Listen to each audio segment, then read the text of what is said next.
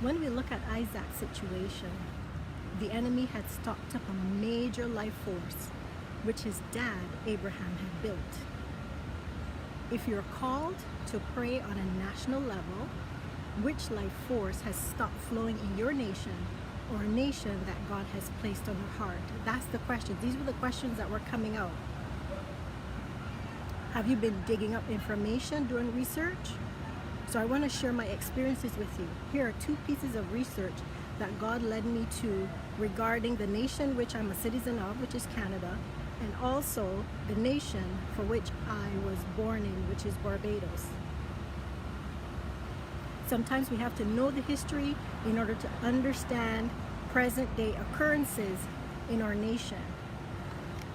So I took some notes today because I didn't want to forget anything. I wanted to make sure that I was giving you accurate information. So let's look at Canada.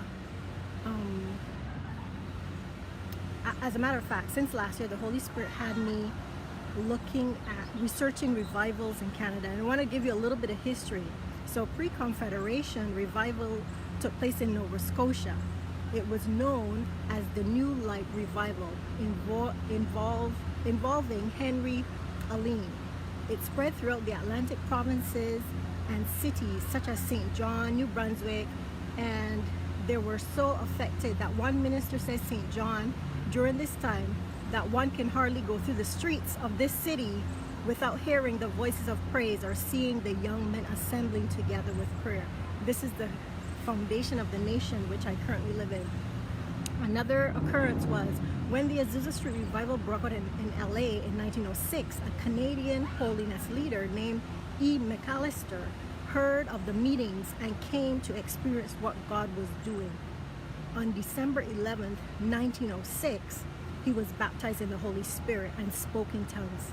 He later returned to his home city of Ottawa and began ministering and sharing his experience with others. Here's another instance. A Methodist lay preacher named Charles E. Baker brought his terminally ill wife to one of McAllister's meetings. She was healed, and Baker felt the call into Pentecostal ministry.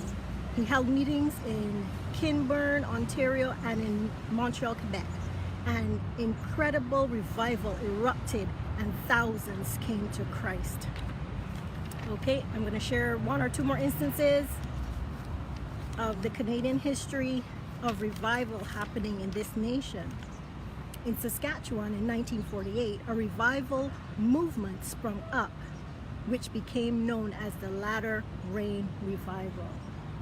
So the last 2 weeks, about 2 weeks ago, the Holy Spirit asked me, who is speaking over Canada from east to west? And he led me to take the Canadian flag, and this is no disrespect to Canada at all, to the Canadian flag, but he had me trace on the outline of the maple leaf, and what became visible was 2 faces. I drew it, but I didn't bring it because I don't want people to think that I'm defaming the Canadian flag, but I wanted to share this with you. The 2 faces were quite visible and their mouths were open on the east side and the west side of the Canadian flag. And so God is redigging the wells of intercession from coast to coast in this nation. As intercessors in Canada, we need to rise up and pray over Canada, especially as it relates to legislation and whatever God puts on your heart. And this is why, as intercessors, we have to flow with the Holy Spirit, because He will cause us to do some unusual things. Like, why would He get me to take the Canadian flag and trace around the maple leaf at the top part so that I could get to see that there are open mouths over the Canadian flag? When I did I brought a Canadian flag for you to see, but it's the top parts up here. Look, that's the man's nose. That's the person's nose. Here's the open mouth. Here are the eyebrows. And on either side, I saw the picture. I saw the picture on either side as I traced around the top part of the Canadian flag. And I was able to see what the Holy Spirit was showing me, that Their voice is speaking over Canada, and he wants the intercessors, people who are called by his name, to begin to speak life over Canada, to begin to speak life over the situations and circumstances that our nations are facing. Yes, it's important to protest the different things, the legislation that is coming, but God also wants to give us insight prior to the legislation being implemented or passed, so that we can begin to pray and abort the demonic plans for our nations. In intercession, we get visions, we get revelation, we get insight to what is coming down the pipes. And so we can stop some of these things that are anti-Christ from coming into legislation in our nations. God is calling us to redig the wells of intercession. And he uses different methods. So he's causing me today to share my experience about Canada. Now I'm going to share my experience about